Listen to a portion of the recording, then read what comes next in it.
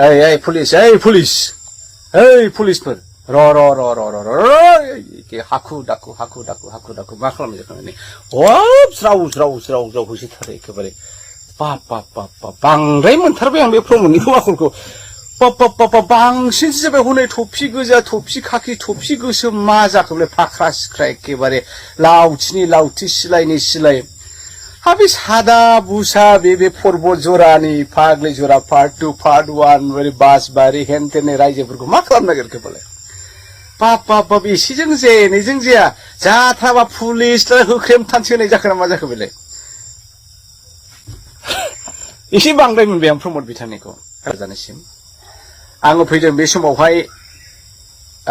थानो हाथाराखै आं फुंनि सानसुनि बेलासिनि बे पर्बजरानि जाथायखौ नायगासिनो एखे फालो एखम्बा पुलिसा ज्राव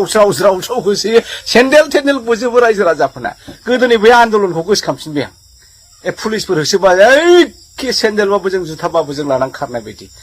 हा बेखौथ' प्रमदनि दिनाव आं सानफेराखैमोन दा रायजोफोर मोनसे मतामतखौ नोंथांमोनहाबो लाबोदो प्लिज बे नङा जे कंग्रेसखाय गर्जना हारसिं हब्राबाय थानांगौ बे नङा जे सोरबा साफा सानैयाल' आदा दावराव मोनहा आदा पंकज मोनहा सोरबा बिपिएफनि दैदेनगिरिफ्रा सोरबा बनजित मन्डल बिथांमोनहा बा सोरबा मुनमुन बायद'मोनहाल' फैनानै बे फाग्लिजरा इस्यु बे 3600 बिगा आदानि इपिसिएलनो होनो नागिरनाय हाखौ जोंल' बुंनांगौ बे नङाब्रा जिबायदि जाथाया जागासिनो दं सानसेयाव बाद गैया बिथांमोना टाइमलाइन होदोंमोन जे 15 तारिखआवनो फेन्सिं बा पस्ट खुन्थिया सिमनानि खुन्थिया गायजोब जानांगौ बेनिफ्राय बेसे होबथानोसै जोङो होबथानानै दाथ' दैज्लांनि खोथिया फुनांसिगौ बा खासिया गायनो रेडि खालामनांगौ आलि खोनांगौ ट्रेक्टर हालेवनांगौ उमुक खालामनांगौ बायदिसिना हाबाफारिनि हिसाब दंमोन रायजो राजाफ्रा नाथाय ओरैबायदि खैफोदाव गोलैबाय बे जालिया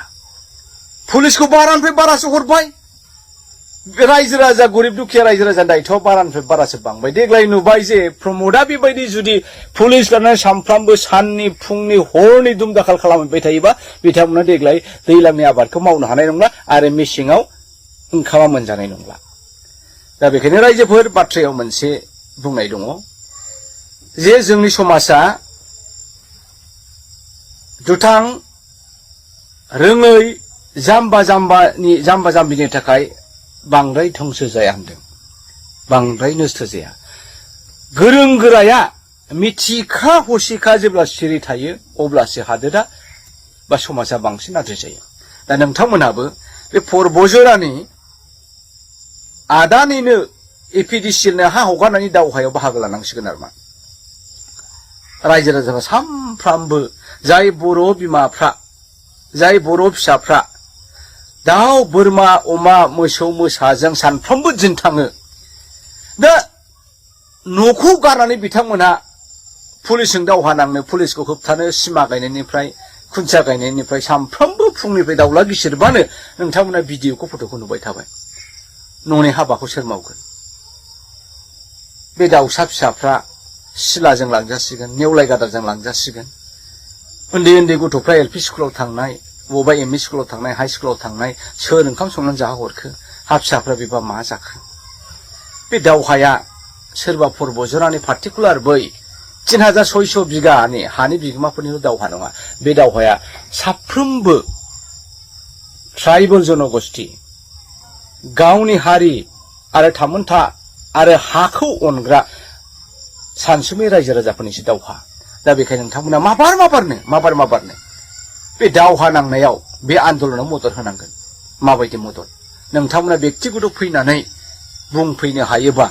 बिथांमोननि जानानै जोबोद मोजां आरो हायाब्लाबो नोंथांमोना गारि घोराजों मालाबा फैयोब्ला थालिरफोर लाबोदो आनारसफोर लाबोदो हा सिरा थफ्ला गुर थफ्ला बुट सोमनायफोर लाबोदो दै बथलफोर लाबोनानै बिथांमोननो होफैदो बिथांमोना उखैबाय जाथारलाया रानज्रिं खुनज्रिं जाजोब्बाय आरो नुबावदोंसो आं दहायनि भिडिअखौ नायबाय सासे हिन्जावा होनबाय मोनायावबो फैनानै सिगिफैबासो जाबाय जाहैदों जबरदस्ति खालामथारबाय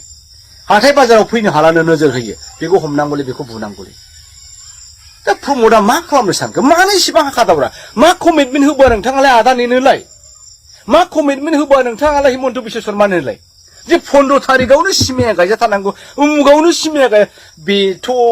डेम'क्रेटिकनि मोनसे आयेन आब्रुथिखौ बारसिनायसो जाबाय डेम'क्रेटिक गभर्नमेन्टआव रायजो राजायानो राजा दा नोंथाङा रायजो राजानि खोथाखौ खोनासङाब्लानो पुलिस मिलिटारि लानानै दमन खालामनानै जबरदस्ति हाखौ सेनो नागिरनाया बे प्रमद बर'नि आखल नङा आं मिथिनायाव बे इउपिपिएलनि दैदेनगिरिफोरनि आखल नङा नोंथांमोना निश्चय सोरजोंबा एखेबारे बिराद गिदिरथार अब्लिगेसनाव थाबाय सोरनोबा माबा मोनसे रादाय होबोदों खोमा बेखायनो एखे जबरदस्ति प्लिज बे जाथावना खामानि नङा आं मा खालामनो सानदों प्रमद बर'आ साननायफोरखौ आं सानदों बिथाङा सानबाय खोमा आंथ' बर' साहित्य सभानि दैदेनगिरिफोरखौ थिनहरबाय आंथ' ट्राइबेल संघनि लिडारफोरखौ थिनहरबाय आंथ' बर' समाजनि दैदेनगिरिफोरखौ थिनहरबाय एबसुनि सेंग्राफ्रा थांबाय बुंबाय मानियाब्ला मा खालामनांगौ होख्रेमदो स्रेम स्रेम प्लास्टिकनि गारला लावथिजों गारला बेदै लावथिजों बाप रे बाप आन्दोलनकारि पर्बजरा रायजो राजानि आखायाव दै बथल सिरा थफानि अनगायै जेबो गैया लावथिबो गैया प्रमदनि सेनापति हिमन्तनि सेनापति आदानिनि सेनापतिफोरनाव लावथि दङ सिलाइ दङ टियार गेस गावग्रा दङ माबा माबि दङ हा बिथांमोनजों जों बहा नांनो हानो आदानिजोंखि जों नांनो हायो दा बेखायनो गासै बर' रायजो राजाफ्रा ट्राइबेल जनजातिफ्रा ज' जानानै बे पर्बजरानि आन्दोलनकारिफोरजों लोगो लायाबा जों खिन्थु दावहायाव जेनबाय प्रमदआ सानदों खोमा कम्पानिखौ मानो नाङा जोंनो बयनोबो नांगौ बरजननोबो नांगौ मोनफ्रोमबो आंनि प्रेस मिट भिडिअ बाइटआव आङो जोंनि बे बिटिआरआव कल कारखाना इन्डास्ट्रि गैया बेखायनो जोंनि लाइमोनफ्रा काहा काहा तामिलनाडु केरेला बम्बाइ दिल्ली थांनानै खामानि मावहैनांगौ जायो आरो फेमिलियाव जोबोद प्रब्लेम नुजाथियो दा बेफोरनिफ्राय गोजान जानोबा आदानिनि इपिडिसिएल कम्पानिया जोंनो गोबां साख्रि होनो हागोन आरे बाबा आदानि खोथाखौ जों बोरै बिसास खालामनांगौ प्रमद नोंथांनि खोथाखौ जों मानो बिसास खालामनो रायजो राजाफ्राथ' मिथिगौ नोंथाङा आन्दोलनकारि एनडिबिनि जानानै सान्ति सुक्ति खालामदोंमोन एनडिबिफोरखौ सख'जोबनांगौमोन दिनै स' एनडिबिफ्रा दाबो जेलाव दङ जों नोंखौ मानो फोथायनो बे 50-60 बोसोर बड'फानि सिमां स्ट्रागल ट्रुथ एन्ड स्ट्रागल दावहा जिरायथ'नाय आरो दावहा मोन्थोरजों दावहाखौ सालायलांबाय था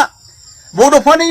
मोन्थोरजों नोङो सोलिनो होननाया दिनै हिमन्त बिश्व शर्माया नोंनि सिगाङावनो डिक्लेयार खालामबाय जे दिनैनिफ्राय बे बर' भुमाव आरो बड'लेण्ड बिनाय जानाय नंलिया होननानै जों नोंखौ बोरै फोथायगोन नोंनि बिटिआरनि दफाफोरा माबा मोनसे इमप्लिमेन्ट जाबाय नामा जेबोआनो जायाखै जों नोंखौ बोरै फोथायगोन दा गोबां खारन दङ प्रमद नोंथांखौ फोथायैनि खारनफ्रा दा बेखायनो नोंथांमोना दास हरसोम आं ओरै सानदों आरो मा रायजो राजाफोर नोंथांमोनहा बयबो आंनि बे फिसा सुंद' भिडिअनि सायावहाय नोंथांमोना नोंथांमोननि अपिनियनखौ हो आं बुंनाया थार ना आं बुंनाया नंखाय जोङो सोरनि जानानै दावहा नांनांगौ प्रमदनि जानानै बै रायजो राजाखौ बुसि बुसाबाबो सदबनानै आदानिनो 3600 बिगाखौ होनांगौ ना बै रायजो राजाफोरजों थाफानानै बे आदानिनि हेंथायै प्रमदनि हेंथायै हिमन्तनि हेंथायै दावहा नांनांगौ नोंथांमोनाबो कमेन्टखौ होनांगोन कमेन्टल' होनायजों जानाय नङा आं मा सानदों आरो मा जोंनि इउनिभार्सिटि आरो कलेजनि सानसुमैफ्रा लेक्चारार प्रफेसारफ्रा एनजिअनि दैदेनगिरिफ्रा बयबो ज' जानानै मोनसे सेमिनार लानांगौ इमिडियेटलि बे सप्ताहनि गेजेरावनो जे बे एपिडिसिएल कम्पानिखौ बे पर्बजरा ओनसोलाव लाबोनाया मोजां जामारगोन ना गाज्रि जामारगोन बे बेलेन ब्लकआव बे 6 शिड्युल हायाव जेराव ट्राइबेल अनगायै गुबुन नान ट्राइबेलनाव नाम जारियानो जाया जोङो आदानिनो होनाया मोजां जागोन ना गाज्रि जागोन खारन खयथा कम्पानि फैगोन आरो खयथा कम्पानि थांगोन गोदोबोथ' सालाखाथियावहाय आमेरिकानि मोनसे अगदेन होनाय कम्पानिया जेब्ला फैनो नागिरदोंमोन गिलौ बालौ बे एबसुनि दैदेनगिरिफ्रानो होबथादों नोंथाङाबो जुदि गभर्नमेन्टआव गैफायामोनब्ला दिनै निश्चय एबसुआनो होबथागोरगौमोनदां बिपिएफआ लाबोमोनथाय मोजांबाबो गाज्रिबाबो बिनि बिरुद्धि नोंथांमोना गसंगौमोन नाथाय दिनै अल बड' स्टुडेन्ट इउनियना गभर्नमेन्टजों थाफानायखाय प्रमद गभर्नमेन्टनि पार्ट एन्ड पार्सेलखाय नोंथांमोना दिनै रायजो राजानि जानानै गसङाखिसै आं जोबोद आसरित मोनबाय अराय सम अल बड' स्टुडेन्ट इउनियना गरिब दुखिया लान्सिथ' बनसिथ' बर' रायजोनि रायजो राजानि थाखाय जानानै गसंग्राया दिनै नोंथांमोना सिगि सग'सो खालामहैबाय जबरदस्ति हाखौ सेनानै आदानि होनो नागिरबाय बेथ' साबजानाय जायाखिसै दा बेखायनो इमिडियेटलि जोंनि सानसुमै बर' कमिउनिटिया ट्राइबेल कमिउनिटि इमिडियेटलि मोनसे सेमिनार लानांगौ बे सेमिनार जों गुवारै सावरायगोन आरो we all will be accountable equally for good and for bad रायजो राजा नोंथांमोननो बे डिसिसनखौ हगारनाय जाबाय नोंथांमोना बेनि सायाव इमिडियेटलि थाबैनो सानदो आरो मा मावनांगौ बेखौ थाबैनो सिन्था खालामदो खुलुमबाय रायजो राजाखौ खनसेबाव